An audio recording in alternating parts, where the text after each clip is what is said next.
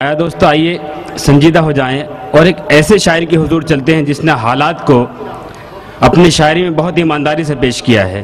میں انہی کے ایک شعر سے انہیں دعوت کلام دے رہا ہوں کہ یہ تو اچھا ہوا سانسوں پہ نہیں بس اس کا، یہ تو اچھا ہوا سانسوں پہ نہیں بس اس کا، ورنہ دنیا مجھے زندہ نہیں رہنے دیتی۔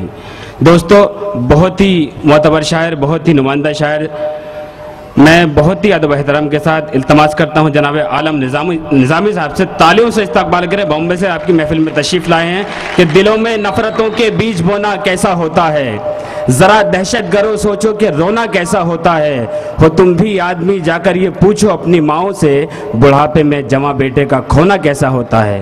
جناب عالم نظامی صاحب بہت شکریہ۔ حاضرین گرامی السلام علیکم۔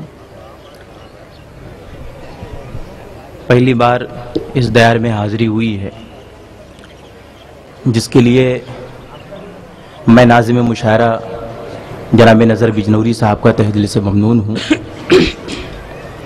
ہندوستان کے نامور شعراء کرام یہاں تشریف رکھتے ہیں، وقت بہت کم ہے، ان کی دعاؤں کے ساتھ میں 4 مصرے پیش کرتا ہوں۔ جی عطا۔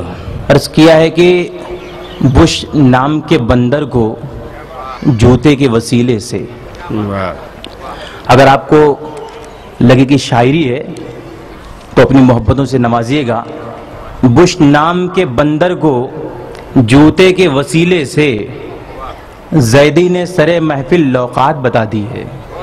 بش کیا کہنے عالم صاحب، واہ واہ واہ۔ بش نام کے بندر کو جوتے کے وسیلے سے واہ، زیدی نے سرے محفل لوقات بتا دی ہے، اور ماضی کے گناہوں کو ایک ساتھ جمع کر کے ناپاک درندے کو ناپاک سزا دی ہے۔ کیا کہنے، ناپاک درندے کو ناپاک سزا دی ہے۔ واہ واہ واہ واہ واہ، ناپاک درندے کو کیا بہت کہنے۔ شکریہ حضرات، آپ کی محبتوں کا بہت بہت شکریہ۔ 4 مصرے اور سماعت کریں کہ ایک مغرور کا انجام دکھایا جائے۔ کیا کہنے، ایک مغرور کا انجام دکھایا جائے، ساری دنیا کو چلو یہ بھی بتایا جائے۔ ایک مغرور کا انجام دکھایا جائے، ساری دنیا کو چلو یہ بھی بتایا جائے، ایک جوتے کی بھی تقدیر سنور سکتی ہے۔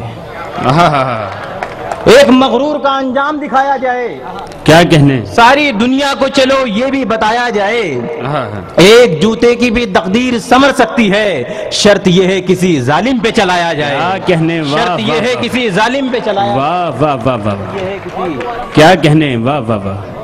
بہت بہت شکریہ دوست۔